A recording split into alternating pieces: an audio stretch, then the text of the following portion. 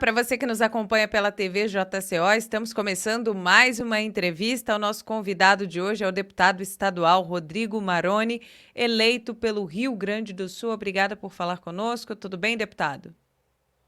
Satisfação, Andréia. Muito obrigado pelo convite do jornal. Mais uma vez, estar participando aqui com vocês. Bem, nós estamos a menos de um mês das eleições e eu gostaria de saber do senhor como é que está o cenário político aí no Rio Grande do Sul. O cenário político, como sempre, muito polarizado, né? Nas candidaturas do Eduardo Leite e do Onyx Lorenzoni, que são os dois principais que estão despontando no processo eleitoral, né? Com uma margem aí de diferença entre 7, 6, 5%. E é um cenário já costumeiro de quem vive no Rio Grande do Sul, sabe que a polarização política é parte do processo democrático aqui, e a população do Rio Grande do Sul é muito crítica, né, muito observadora. Era de se esperar já, né, essa polarização. Assim como também no cenário nacional, onde no Rio Grande do Sul também o Lula e o Bolsonaro, a exemplo do Brasil inteiro, estão polarizados ali, né, disputando a ida para o segundo turno e, em consequência, né, o próximo presidente da República. Então, é um cenário muito parecido com o cenário nacional, com a diferença de que aqui o PT não tem um candidato que está tendo, não está aparecendo, despontando com uma pontuação assim que possa dar.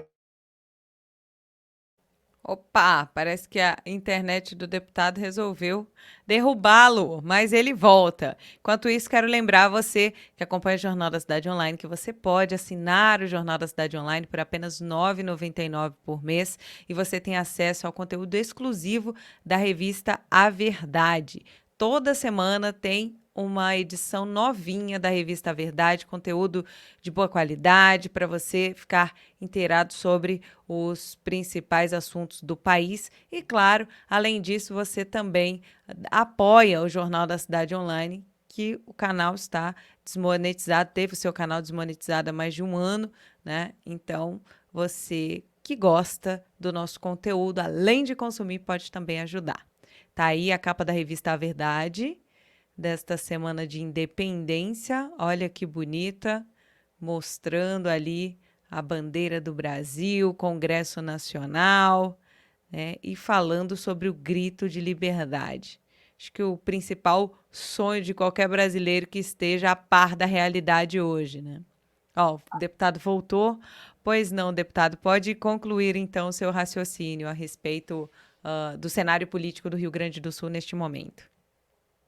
Eu estou com uma dificuldade técnica, até quero pedir desculpa para o jornal, para vocês, Fique publicamente tranquilo. aqui, porque meu celular alterou. Mas o cenário gaúcho é mais ou menos o mesmo cenário, né, do Brasil, com a diferença de que o PT aqui não está na disputa, né, mais clássica para a ida para o segundo turno, que está aparecendo o ex-governador Eduardo Leite e o ex-ministro Onyx Lorenzoni. Esse é o cenário que está aqui. Para o Senado também há uma apoiação entre três, daí o general Mourão, a Ana Amélia Lemos e o Olívio Dutra, que é um ex-governador, né? Aonde está embolado também ali com diferença entre 2, 3, 4% entre um ou outro. Então é um cenário bastante comum aqui no estado, né, de polarização e do processo político natural que sempre acontece em todos os processos eleitorais no Rio Grande do Sul.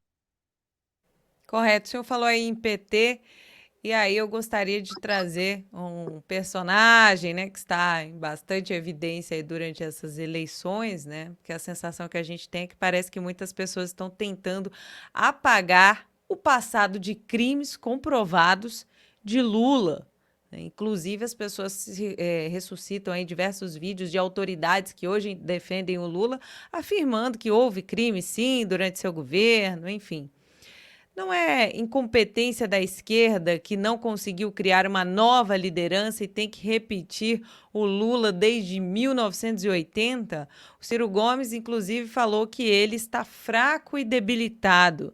No debate da Globo, na sabatina, né, o Lula teve aliás, no debate da Band, né, o Lula teve um lapso no meio de uma resposta e ficou paralisado. Gostaria que o senhor comentasse esse assunto. Pessoalmente, eu conheço o Lula desde 1994. Em 2000, eu tive a oportunidade, na época eu era da universidade, de ter, porque a gente estava recebendo os presidenciáveis de 2002, e na época a gente recebeu o Lula na universidade. Então eu tive o contato, eu tive o que talvez umas 4 ou 5 oportunidades pessoalmente com o Lula, né? O que eu posso perceber como um ativista político é por vários ângulos, assim, várias perspectivas que eu acho que é importante ser analisado. Primeiro, né, o PT não se renova e fica numa incapacidade completa de apresentar novos quadros. Isso é uma coisa que já tinha esse diagnóstico em 98, 2000, 2002. O Lula meio que montou uma estrutura para perpetuar, mas não pensou que tudo na vida tem início e fim, né? Até uma empresa, às vezes familiar, né? Uma situação. Eu mesmo, por exemplo, eu sei que eu sou substituível em vários aspectos, né?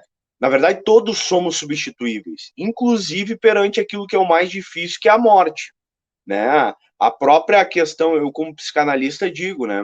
A própria questão humana do ser humano, por exemplo, morrer e parentes, pais, mães e muitas vezes até filhos, né? A emoção do ser humano, ela cria condições para o ser humano seguir caminhando, que é o natural, né?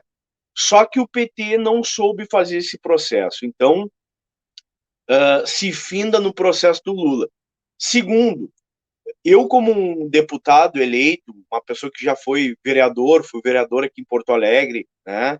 2 mandatos, sou deputado, participo da vida política. Eu sou franco que eu tenho certeza que as pessoas têm uma participação para poder colaborar, que tem um período. Não é possível que a pessoa acredite que ela não pode ser substituída por outras pessoas, né? Por outros políticos, por outras pessoas. A renovação é parte fundamental do processo, inclusive, porque como qualquer profissão, por exemplo, um arquiteto, um jornalista, se só um arquiteto, só um jornalista, só um músico souber tocar aquela música, ou souber construir aquele apartamento, ou souber fazer aquela matéria, vocês imaginem, eu estou falando contigo, André, imagina se tu daqui 50 anos ser ainda âncora do jornal Cidade Online, entende? É algo que desgasta, para ti, inclusive. Né? Tu mesmo já vai ter outras perspectivas, tu pode estar participando, mas tu vai ter outras alternativas. Eu me admiro o Lula, inclusive, se colocar nessa condição, né? Depois de ter perdido a esposa, depois de ter perdido o neto, toda uma condição pessoal também na vida, eu acho um processo, inclusive, de forçação de barra anti-humano, assim, de tu não te permitir sair, te permitir descansar. Tem muitos políticos que são assim. Não é só um fato do Lula. Tu pega, tem muitos políticos, aqui no Rio Grande do Sul mesmo, tem políticos que se colocam numa condição insubstituível. A minha perspectiva é que isso gera um desgaste, né? Não tem nenhum processo novo de criação, nenhum processo a se esperar. Por exemplo, o governo do Lula, quem acompanhou o governo do Lula pode se esperar que já houve esse governo, né? E com relação ao processo que tu comentou do PT, a minha visão é a seguinte: eu acredito que o PT está jogando bastante água na questão do Lula, porque como eles sabem dessa ausência de possibilidade de substituição de nomes, o processo deles, na primeira vez, foi um processo de aparelhamento do Estado completo, né? Aonde não se renovou, onde o Lula seguiu mandando no PT e no governo. Né? A tendência é eles tentar fazer o quê? Se caso o Lula viesse a se eleger, é um projeto de 20 anos, 30 anos. Então eu estou com 41. Provavelmente, porque daí eles aparelham a máquina, aparelham a verba, aparelham os investimentos públicos, aparelham as universidades, aparelham tudo, né?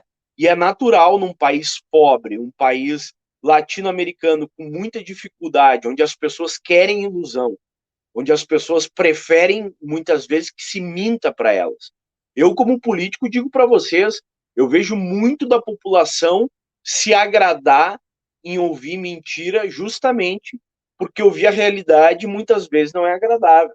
né? É como aquela coisa assim, um casamento que não tem mais amor. É melhor dizer que ama e levar do que daqui a pouco tu tentar dar real, ser transparente e construir soluções mais sólidas. Então o PT, na verdade, faz esse processo numa tentativa de ter mais um governo de 20, 30 anos, eu não tenho nenhuma dúvida disso. Correto. Bem, o senhor foi noivo de Manuela Dávila. Ver a hipocrisia da esquerda de perto te serviu para quê? Olha, Guri, eu vou dizer uma coisa para ti, eu acho que me serviu para mim amadurecer, né? Eu acredito, como eu estava falando da população aqui em geral, né? Se eu não tivesse acompanhado tão de perto, talvez ou eu morreria com uma ingenuidade infantil, né? Um processo ilusório infantil, ou eu iria muito velho chegar a determinadas conclusões. Então, assim, ó, eu acredito sinceramente que o processo da esquerda é um processo que necessita, né, criar ilusões. E é muito mais difícil tu provar que tá mentindo do que tu mentir. É o que eu sempre digo. Então, assim, eu te mentir aqui é muito mais fácil do que alguém provar que eu estou mentindo. Então, para isso, tu precisa ter um senso crítico, um olhar muito apurado, um conhecimento do processo político, das relações, né? E fica evidente no processo da esquerda que eu vivenciei, assim, a hipocrisia latente, né? E o processo de, ó, aqui é vida real, tem um cachorro aqui, ó. Cadu, meu, ó, tô com meu cachorro aqui, ó. Para quem não sabe, eu tenho 8 em casa. Eles estão latindo aqui porque alguém chegou na frente.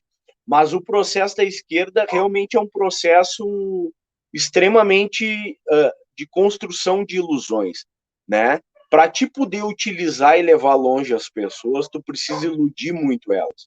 No momento que tu dá real e tu, inclusive, não te coloca com uma condição de perfeição, né, de defesa do bem incondicional, as pessoas passam a ter um olhar crítico, né, um olhar mais elaborado. E isso é o que a esquerda não quer. Então é um processo muito cênico, né? E eu tenho visto os últimos movimentos aqui de militantes, pré-candidatos do PT, pré-candidatos dos mais diversos partidos de esquerda, chega a ser cansativo, né?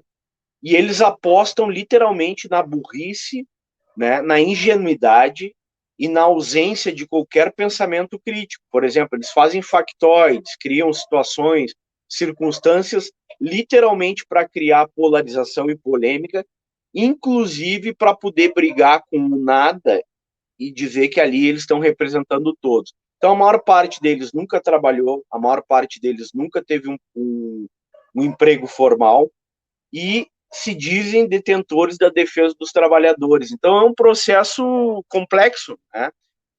Mas ainda há uma parcela da população, né, extremamente ingênua, que não acompanha a política, extremamente desiludida, né, e que muitas vezes se deixa levar por esses factoides dos mais diversos, né, pior do que muitas vezes uma fanfarrice circense de rua, assim, né, e não sendo um processo artístico, mas um processo político que mexe realmente no âmago de coisas fundamentais para a população. Então, a gente ainda vive esse período, né? E seguramente ainda vai levar alguns anos a gente combatendo isso, porque não se desfaz. Mesmo que o PT não ganhe as eleições para presidente, o processo seguirá, porque vai seguir pessoas precisando fazer esse processo cênico para se sustentar, né? Literalmente para ter emprego, para poder garantir a sua viabilidade financeira, né? E dos seus, que é como funciona muitos grupos dentro da esquerda. Na verdade, todos os grupos de esquerda funcionam assim, né? Basta tu ver uma coisa que é muito interessante, até chamar a atenção para quem estiver nos assistindo, para observar no seu estado, né? Vai num gabinete de esquerda de um partido A, B, C ou de um, né? E observa se os assessores daquele parlamentar, do governo, do prefeito, do presidente, do governador, de quem for, do deputado, do vereador, né? são os mesmos. E tu vai ver que o grupo é o mesmo há 30, 40, 50 anos. Então é um processo de interesse de grupo mesmo, né? Tu não vê renovação nem nas assessorias dos parlamentares, dos pré-candidatos, né? De esquerda. Sim. Bem, o senhor está tentando a reeleição como deputado estadual. Que balanço o senhor faz do seu mandato e quais as suas propostas caso seja reeleito? Eu faço um balanço do meu mandato extrema, de extrema aprendizado, né? Foi o primeiro mandato de deputado, então aprendi muito, né? Inclusive num olhar pessoal, no aspecto de que a minha ingenuidade ela vai se desfazendo conforme eu vou observando as coisas de dentro, né? Um olhar de fora é mais ou menos como tu olhar uma casa de fora. Pode achar a casa bonita, as janelas pintadas, mas tu vai entrar e conhecer os quartos, onde fica a cama, a geladeira, a televisão, quando tu entra na casa, né? Como vivem aquelas pessoas que estão dentro da casa. E o processo do mandato da Assembleia foi muito em torno disso, né? Um mandato que eu aprendi, reforçou muito da minha crítica, da minha contundência com relação à política, exemplo do processo eleitoral de 2020, a exemplo de vários processos que eu tive lá na Assembleia, e percebi também que os políticos, na sua maioria, não defendem o tema que eu defendo. Não defendem tema nenhum, na maior parte não tem causa alguma. Mas muitos não têm causa, como são contra a causa que eu defendo, que são os animais. Eu procurei fazer um trabalho de tentar consolidar o tema dentro do espaço político, muito difícil, porque como não tem dinheiro, como não tem como fazer esquema, corrupção, é difícil tu conseguir transitar coisas para os animais, porque remédio dá dinheiro, saúde dá dinheiro, educação dá dinheiro. Animais não, né? Animais dá custo. Então, não há um envolvimento por parte da política tradicional. E eu apresentei alguns projetos que eu acho que são marcos assim no Brasil, né? O primeiro projeto pelo fim das carroças, que nós estamos para aprovar ainda esse ano, né? Um projeto que tramitou e está na CCJ com um parecer favorável. Nós vamos terminar o primeiro estado do Rio Grande do Sul que não terá carroça é o Rio Grande do Sul, né? O projeto pelo fim das correntes, animais presos em correntes, aqui no interior do Rio Grande do Sul é muito comum tu ver animais presos uma vida toda. Eu costumo dizer que um presidiário ganha uma galeria para morar, né? Ele vive com outro numa galeria porque ele cometeu um homicídio, um estupro. Um animal sem ter cometido crime nenhum, ele é preso pelo pescoço, ou seja, nem um presidiário tem as condições tão péssimas quanto o animal que está preso na corrente. Sendo que esse animal, o seu algoz é o seu carcereiro, né? É o cara que é o seu adotante, muitas vezes, é o cara que está ali com ele. Então ele vê o animal definhar em correntes. Esse é um projeto que também eu apresentei. O fim dos rodeios no Rio Grande do Sul. Os rodeios geram medo, geram insegurança, né? Eu costumo dizer que eu sou o único deputado que defende os animais, tem que ter um para falar disso. Animais que apanham, animais que são treinados a exaustão, que têm fratura, que sofrem eutanásia, né? Então, o final dos rodeios, o direito da disciplina dos animais, direitos animais nas escolas, todas as escolas terem a disciplina dos animais, esses projetos são meus. Né? Também a emenda, que foi a maior emenda da história do Brasil em castração, que para quem não consegue dimensionar e imaginar, eu vou explicar. Eu fiz uma emenda de 1,5 milhão, que vai castrar diretamente 15 mil animais. Mas cada animal gera 1.000 animais. Então, 15 mil vezes 1.000 dá 15 milhões de animais que não nascerão para sofrer no estado do Rio Grande do Sul. É muito representativo em vários aspectos e fundamentalmente na questão do sofrimento animal. Né? O fim de gaiolas, animal preso em gaiola, o fim de zoológico, né? Fechamento do zoológico aqui do Rio Grande do Sul, que é com dinheiro público, né? É financiado com dinheiro público e os animais passam por inúmeras dificuldades, ou seja, é um absurdo tu construir um presídio de animais, sem que os animais não tenham cometido crime, sendo que eles poderiam estar na natureza, né, poderiam ser reinseridos na natureza, e aqueles animais que não pudessem, ali seria colocado um santuário para tipo do IBAMA, para que esses animais sejam vivam até o final da sua vida com qualidade, mas sem visitação turística.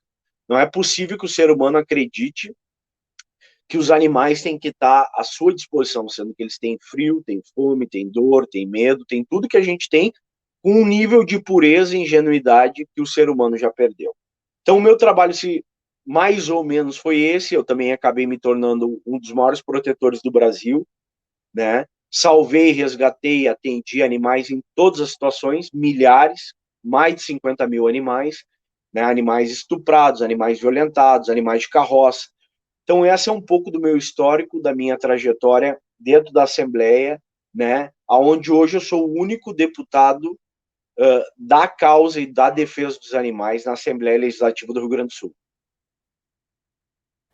Perfeito. Bem, o senhor fala bastante sobre questão de liberdade dos animais, como o senhor exemplificou agora, né? O que é muito respeitável, muito louvável, uma vez que os animais sim merecem respeito, merecem cuidado, né? Mas eu quero saber o seu posicionamento sobre a liberdade dos seres humanos, né? Como é que o senhor tem acompanhado essa perseguição, a censura, o ativismo judicial que se estabeleceu no Brasil? Porque é fato que isso está ocorrendo e é uma preocupação do povo brasileiro, né? Na verdade, o Brasil é um país com extremas limitações, né, de vários âmbitos e várias perspectivas, né? A gente viu um período bastante amplo, né, onde o PT, por exemplo, na década de 80 e 90 era oposição, se fazia protestos, organização sindical, se organizava com dinheiro de sindicato, atos, atividades das mais diversas. E isso tem que ser uma representação para todos, né? Tem que haver uma permissão da crítica, porque só isso que permite que a liberdade venha à tona, as várias opiniões e os vários pontos de vista. No momento que um pode falar e o outro se fala é julgado, tu quebra a regra e tu não cria condições reais para as pessoas poderem ser transparentes e falar a verdade, né? Então é extremamente triste, lamentável a gente ver, por exemplo, pessoas perseguindo judicialmente ou juridicamente. Eu mesmo sou um que sofri um conjunto de processos por fazer crítica política, de opinião. No momento que tu te expõe, tu é uma pessoa pública, seja homem, mulher, velho, negro, índio, branco, homossexual ou não, tu tá numa vitrine para ser questionado. Eu mesmo sofro críticas, sofro retaliação, né? Mas eu não judicializo esse processo, porque eu acho que é do processo legítimo da pessoa poder fazer a crítica. Mas para tolir e para se construir uma imagem, o que se faz? Se judicializa, né? Se cerceia no judiciário.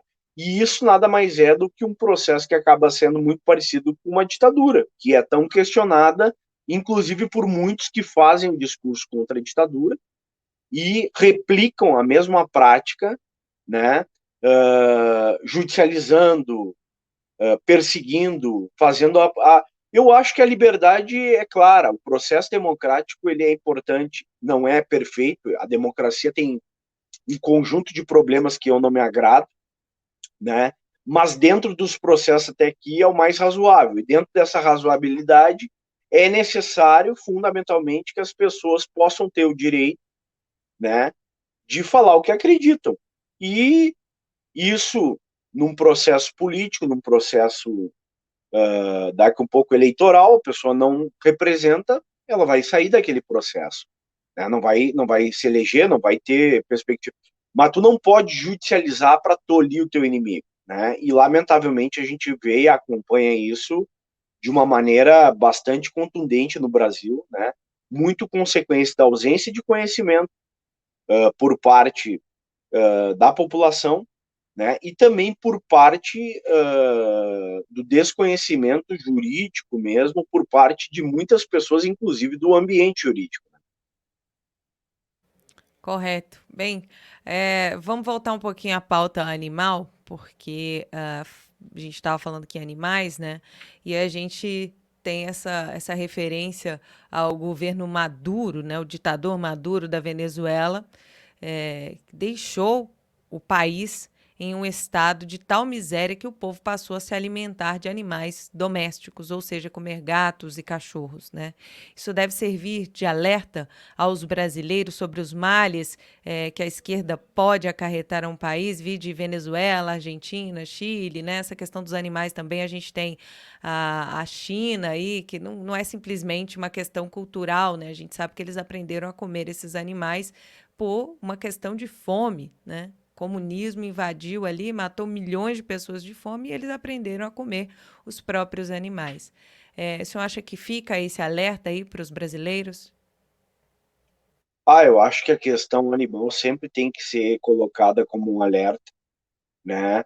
Hoje ainda no Brasil é crime tu matar um animal pet, um gato e um cachorro, mas ainda, e a gente sabe que existe esses crimes diariamente, permanentemente.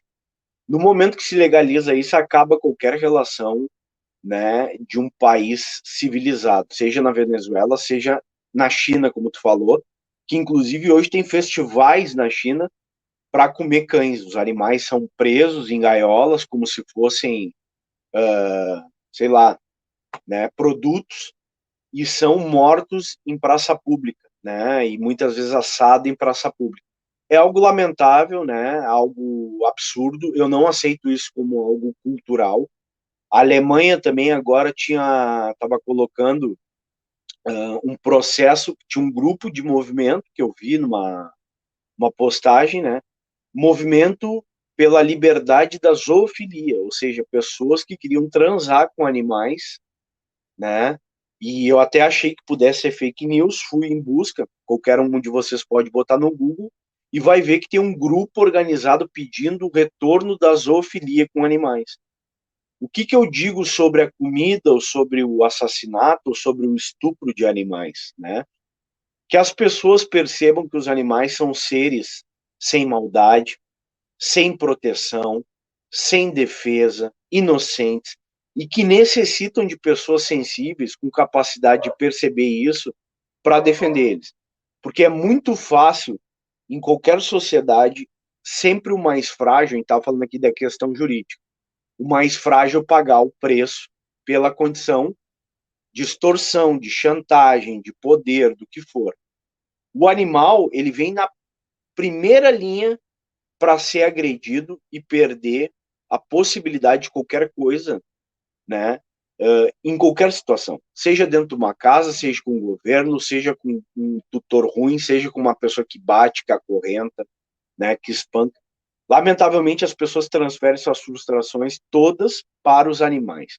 Então, defender os animais, muito mais do que um governo, um partido, é defender a legítima. É o maior gesto que um ser humano pode ter de empatia com o mais frágil. Uma pessoa que defende um animal mais frágil, seguramente, no mínimo, é uma pessoa generosa. Pode até depois ficar amargurada com o que vê, com a maldade, com a tortura, mas ela, em última instância, em primeira instância, ela é uma pessoa generosa, porque ela está defendendo aquele ser que não tem, que necessita da empatia dela. Eu espero, sinceramente, que o Brasil, né, não se torne nem a Venezuela e nem a China, né, porque realmente daí, provavelmente, eu seria um dos que morreria lutando, né, botaria a minha vida em risco, inclusive, lutando para que essa situação não ocorresse no Brasil. Assim como as crianças, né? O senhor trouxe vários pontos aí sobre essa questão do animal como indefeso, mas assim como as crianças também, né? Os bebezinhos desde o ventre da mãe, enfim. Eu quero Sabe, saber sabe, André, que eu até comparo, né? Essa questão das crianças, que é óbvio, as crianças precisam ser defendidas, né? Em todas as instâncias. Mas tu sabe que a minha causa ela é pior, inclusive, que as crianças, eu explico. As crianças ainda têm lei. As crianças ainda têm um judiciário, uma vara, um advogado, né, que possa defender. Ainda tem um conselho tutelar, muitas vezes muito ruim, mas tem, né, os animais não têm nem vara, nem judiciário, nem processo agora, né, não tem nem representante, não tem muitas vezes nem como tu comprovar o crime. Então, a causa que eu defendo, eu não tenho nenhuma dúvida, eu não estou aqui comparando, porque eu acho que criança, eu dediquei minha vida a crianças. Que legal, é uma baita causa. Mas eu quero dizer que os animais, eles são mais frágeis do que criança e do que idosos. Muito mais frágeis. Porque, em última instância, essa criança, teoricamente, pode ter algum familiar, né? E esse idoso também, ou alguém que os represente. Os animais, vocês imaginam que são como crianças, no aspecto da ingenuidade, da pureza, só que já nascendo na rua. Já com 2, 3, 5 dias, muitas vezes atropelado, já com 2, 3, 5 dias comendo lixo, já com 2, 3, 5 dias já morto, já com 2, 3, 5 dias sem nenhuma possibilidade de sobrevivência, com doença, né, apanhando, então quer dizer, tocando fogo. Os animais, eu não tenho nenhuma dúvida que merecem atenção, e eu falo com muita contundência sobre isso, porque eu realmente quero que as pessoas percebam e me ajudem, né? Entrem, ingressem, porque mesmo sendo deputado, mesmo eu tendo sido vereador aqui em Porto Alegre, né? E mesmo eu fazendo essa luta há tantos anos, eu digo para vocês, a gente precisa, os animais precisam de mais pessoas engajadas, porque realmente a situação é muito difícil para os animais. Correto. Bem, eu gostaria de saber o seguinte: o que que o senhor espera do Brasil após as eleições? Eu espero que o Brasil se pacifique, né, no aspecto, tem a polarização, mas que fique no campo das ideias, né? Eu espero que o Brasil seja um país que consiga se reorganizar na sua economia, emprego, né, para que as pessoas possam sobreviver. E eu espero que o Brasil, né, que passou por essa pandemia, assim como o mundo inteiro, também valorize os seus animais, né? A gente consiga ter política pública. Eu estou com 41 hoje. Eu gostaria de ter a ideia, a intenção, né, de poder morrer sabendo que as condições dos animais vai estar um pouco melhor do que foi hoje e do que eu vivi até aqui, né? Então, e para isso precisa de presidentes, governadores, né, políticos sensíveis, né, e que enxerguem que é necessário ter política pública para essa causa, porque são seres, um país que se respeita, que se coloca a ser civilizado, sem respeitar os seus animais, né, não é um país civilizado, não é um país com condições e com capacidade de qualquer coisa, porque para o indivíduo querer melhorar a vida dos animais, ele tem que ter um nível intelectual maior, ele tem que ter um nível de educação, ele tem que ter uma capacidade cognitiva melhor, né? E para isso é um reflexo, quando melhorar a política pública dos animais, é que o Brasil inteiro vai estar melhor, eu não tenho nenhuma dúvida disso. Muito obrigada, deputado. Foi um prazer falar com o senhor. O senhor tirou um tempinho aí, tá na correria da campanha, né? Estamos a menos de um mês das eleições e a gente sabe que a vida do candidato não é fácil aí nessa reta final, muita coisa para fazer. Então, quero agradecer ao senhor pela presença aqui no Jornal da Cidade Online. Muito obrigado, Andréa, muito obrigado, Alessandra, né, ao convite do Jornal Cidade Online, eu estou à disposição de todos. Muito obrigado pela atenção de vocês. A gente que agradece. E a você que nos acompanhou até agora, obrigada pela sua audiência, pela sua companhia. Lembre-se de deixar o seu like, deixar também o seu comentário e, claro, compartilhar esse conteúdo para que chegue a outras pessoas também. De Brasília, Andréa Luiza Matias.